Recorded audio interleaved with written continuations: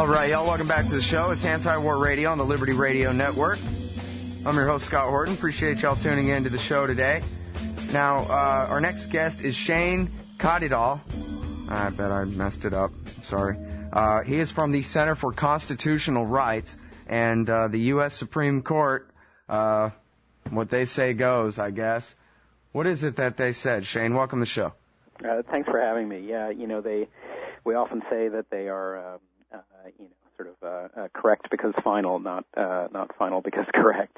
Right. Yesterday they ended a case that's been going on for 12 years, from shortly after President Clinton signed a law creating what's called the Material Support Statute. It's a criminal prohibition, and the way it works is this.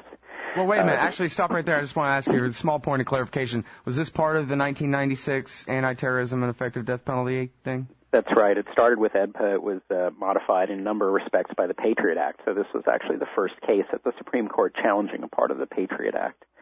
But the way it works is this. The State Department creates a list of so-called foreign terrorist organizations. And it's very easy to put an organization on the list. You can get on there for doing, economic damage to U.S. interests as well as carrying out terrorism. Greenpeace, a foreign organization that routinely engages in activity that's criminal, could easily be put on the list. And then once a group is on the list, any form of essentially of association with the group, it becomes a very serious crime. So, of course, things like donating money and arms, that fits within what a typical, layperson would think is material support to an organization on the list. But you can also get in trouble for giving your own personal services or expert advice and assistance or training or providing your own services as personnel to one of these groups. Those are all terms that are listed in the statute. And so the plaintiffs in this case, our clients, are humanitarian groups, and what they wanted to do was basically go into conflict zones and talk to two groups on the list, the Kurdistan Workers' Party and the Tamil Tigers, and convince them to turn away from terrorism, away from violence, teach them things like human rights monitoring and how to submit complaints to the UN. And the Supreme Court yesterday said essentially that the First Amendment allows Congress to make that kind of peacemaking activity, that kind of humanitarian aid into a crime, even though it's pure speech. Wow. Okay, now, I'm not the lawyer. That's the heroic anti-torture human rights lawyer at Harper's Magazine. He's the one who understands these things, not me. So let me ask you this. I just spent the last 10 minutes before the top of the hour explaining that the whole war on terrorism is America's fault, that Osama bin Laden and his entire group were reacting and using a strategy against our empire that was already bombing Iraq from bases in Saudi Arabia near Mecca and Medina, was already supporting Israel, was already supporting the dictators in Egypt and Kuwait and Pakistan and torturers and such like that. And this is what Osama bin Laden declared war on America about. This is what he used to recruit people to do it. It was the motivation of the lead hijackers, Mohammed Atta and his buddy Ramzi bin al-Shibh and all those guys. And not that any of that justifies it, just that it's the truth, that we started it. And then we use September 11th as the excuse to do more of the same, as though history began on September 11th, and et cetera like that. So now I wonder, since I just made the case, again, not the moral case for the other side, but simply the cause and effect case for how we got into this mess, did I just provide material support to Al-Qaeda? And could I go to prison for 15 years for saying that? Well, no, the irony is that anything that you say that's entirely independent of one of these organizations is okay. So even if I praise them, I'd be okay. Right. And, there are exemptions carved out in the statute, too, that are a little nutty. So, religious materials, someone got that put into the statute. So religious materials encouraging violence, you can give all those you want to Al-Qaeda, according to the material support statute. But can you talk to them about how terrorism is wrong and how they should turn away from it? No, that can land you in jail. The war mentality of the quote unquote war on terror is that the other side is an enemy, just like the Nazis in World War II, and it just has to be destroyed. There's no engaging with it, and that is the sort of attitude I think that our plaintiffs, our clients, really wanted to sort of work around. They're all about engaging with groups, and the government very explicitly came into the court and said, our motivation for wanting to stop even sort of peace groups from talking to organizations that are on the blacklist is that we want to make those groups radioactive. We want to make it completely toxic for any form of interaction, good or bad, with them. We want to, make them into the enemy, the other, just like, in a war. Essentially, they want to sort of apply the war mentality to sanctioning these groups, and even interactions that everyone would agree are beneficial, would turn people away from violence, are things that the government wants to be able to block because it wants to be able to essentially cut off any engagement with groups like Hamas or other groups on the FTO list. And so now, what did the Supreme Court say? This is none of our business? Essentially, yes. I mean, I think it put an end to any sort of legal challenges, at least preemptive legal challenges, by groups who were seeking to do this kind of work. Our plaintiffs, haven't done any of the sort of activities that they said they wanted to since this case has been going, because they, what they did instead was they, instead of, doing, these peace trainings with the groups on the list and then trying to, taking the risk of having to defend themselves against criminal charges, they went to the court in the first place and said, I want you to give us an order, saying that the government can't prosecute us. So I don't think we're going to see very many suits like that going forward, based on today's decision, which is very broad. Again, it says that, while this is speech that in theory is protected by the First Amendment, the government has good enough rationale for criminalizing all of it.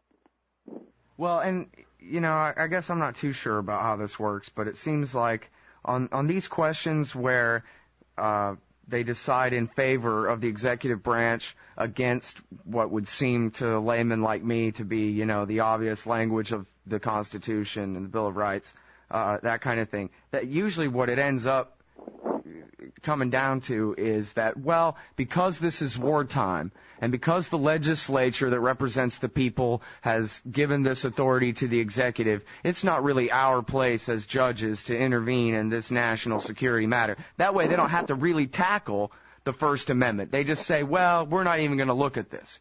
Is that basically what went on here?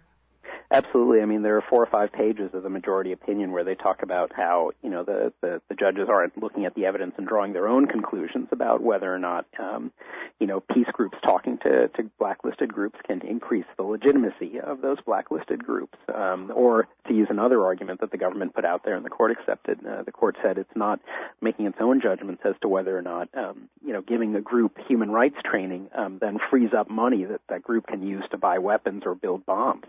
That was an argument the government made and the court bought, and it said, look, in terms of whether or not these are, factually legitimate claims about legitimacy or about sort of, freeing up fungible resources that can be turned to violence, we're going to defer heavily to the executive and to the executive's determination about this, and to Congress's too, in deciding whether or not that just factually makes sense. And what Justice Breyer said in dissent, Breyer, Sotomayor, and Ginsburg dissented in this case. They said, look, that's just completely unrealistic. There has to be a closer tie between the speech that you say is going to have these bad effects and the effects themselves before we're going to be willing to sort of, trump the First Amendment and allow the government to turn this kind of speech into a crime. Wow, it really is incredible. So you'd have, and you bring up Sri Lanka as part of this. This is a terrorist war that went on for a long time between the Tamil Tigers and whoever, all the different factions there. Yeah, I mean, it went on long enough. None of them were our enemies in the American terror war. And you're saying that this group only wanted to teach them, hey, look, it'd be better if you just introduced a resolution in the General Assembly instead of blowing yourself up. And that's what they're in trouble for, or could be. Yeah, I mean, we had been in contact with people who told us that some of the Tamil leadership wanted to get books on federalism, for instance, on how do you govern, in a country where, you've got different ethnic groups and linguistic groups, how do you govern on the model of, that the original founders put in place for the U.S. So if you gave them a copy of Hamilton, Madison, and Jay, you could be busted for that. Absolutely. For teaching them federalism. Incredible. The Federalist Papers get you thrown in jail now. Wonderful. Okay, this is Anti-War Radio. We're talking with Shayana Kadidal, and he's from the Center for Constitutional Rights, and very important Supreme Court decision at issue. We'll be back after this. Listen to LRN.FM on any phone, anytime. 760-569-7753. That's 760-569-7753.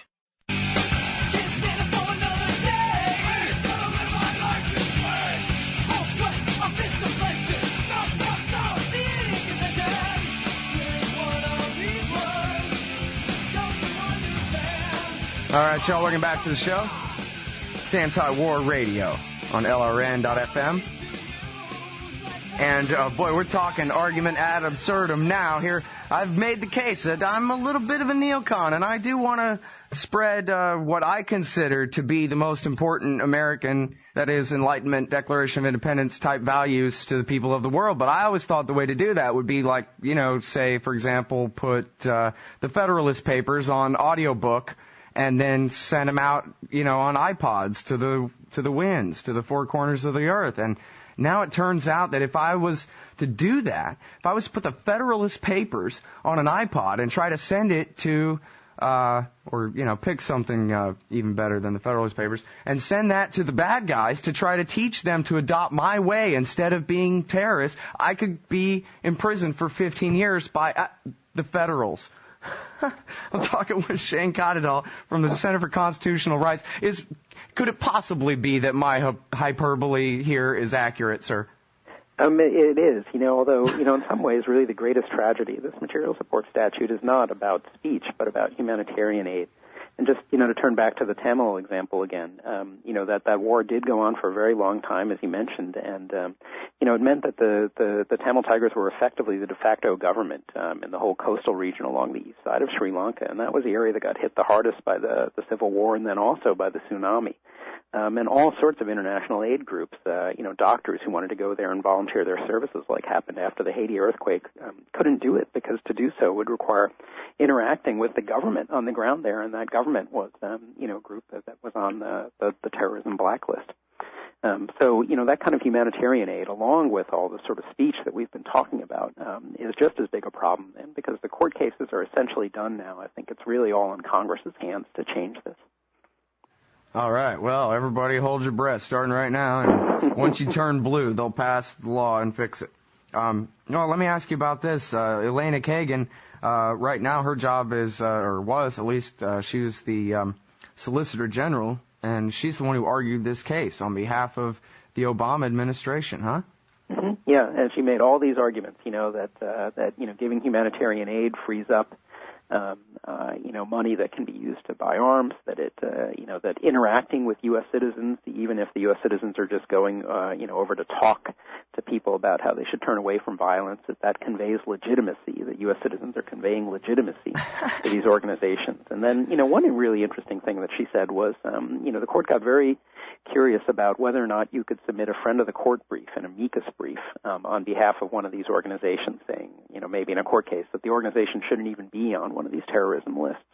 And does that constitute material support? And what Kagan said was, well, look, there's an exemption, that you should read into the statute. Anytime someone has a constitutional right to be in court, so if you have a right to a criminal defense under the Sixth Amendment, or if you have some due process rights that you can vindicate in civil litigation under the Fifth Amendment, then you can have a lawyer. A lawyer can represent you for free, for instance.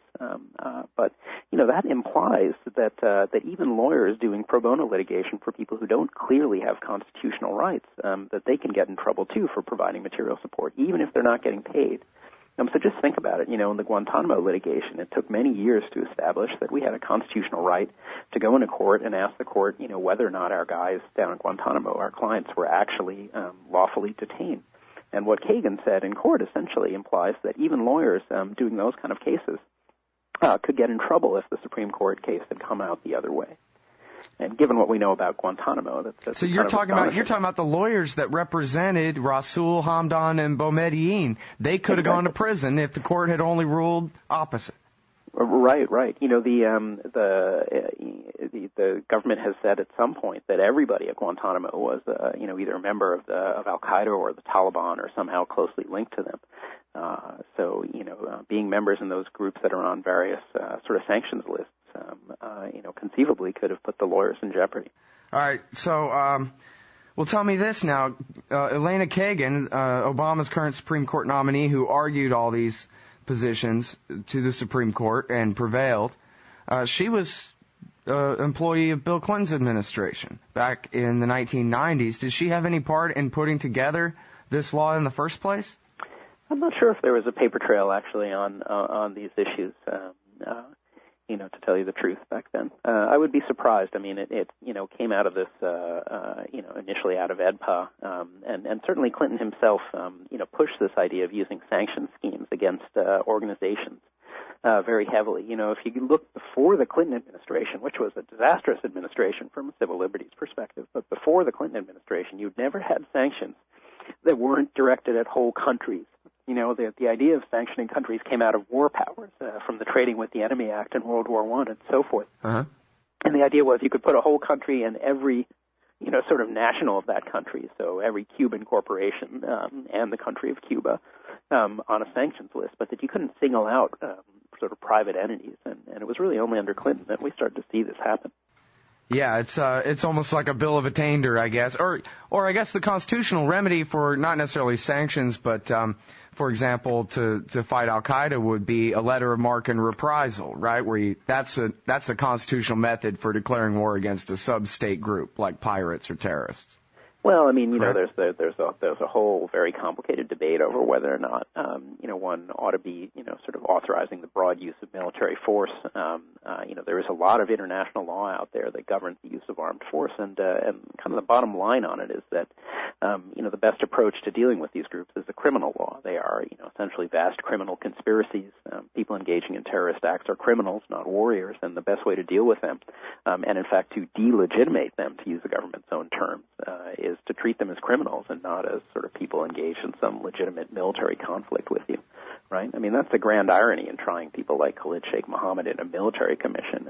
It plays right up his alley. It's very clear that, he wants to be seen as a warrior in a political struggle and not as someone who murdered 3,000 civilians. Right, and it's funny because it's kind of contradictory because after all, it is a war, and if the people on the other side consider themselves soldiers in a war, that's fine, but you're right that the best way to, obviously waging war against them hasn't caught us Ayman al-Zawahiri or Osama bin Laden, so, and Faisal Shahzad just pled guilty in New York yesterday, didn't even get a jury together for that one, so, it's pretty clear that, police policy, would be a better way to handle it, but also, as you say, to delegitimize and kind of undo the would-be heroism of these people instead of pretending like Osama bin Laden is the leader of the Soviet Union or something, some mortal danger to us all, to minimalize him like the judge did with the alleged shoe bomber, where he said, you're no warrior, you're nothing but scum, you're the lowest guy in the whole prison, nobody cares about you. And that's the way to handle these guys, rather than making giant martyrs out of them and blowing up their egos and giving people more incentive to want to go out the same way. Mm-hmm. Yeah, and I'm glad you mentioned the Soviet Union because, in every way it presented so much greater an existential threat than Al-Qaeda or any of the terrorist organizations out there today. And, there was a whole line of Supreme Court cases where the Supreme Court in the 50s and 60s said, you can't punish people for being members in the Communist Party unless they want to support the illegal ends of the Communist Party. And those were cases that we tried to rely on here in saying, well, your colleague David Cole writes today that Jimmy Carter could be prosecuted for helping the Lebanese hold elections under this thing. Absolutely. He talked to Hamas and Hezbollah and gave them training in what constituted a fair election. All right. Well, listen, I really appreciate your time on the show today. Sorry we went a little bit over the break there, but everybody, for archive purposes later anyway, will be able to hear me say that's Shayana Kadidal from the Center for Constitutional Rights. I really appreciate your hard work on this, and I hope that there's another way around it you guys can find to get this thing fixed. Well, thank you. Thanks for having me, and, we'll keep fighting, although it'll probably be in Congress. Right. All right. Well, I appreciate it. Hope we can do it again. Mm-hmm. Take care.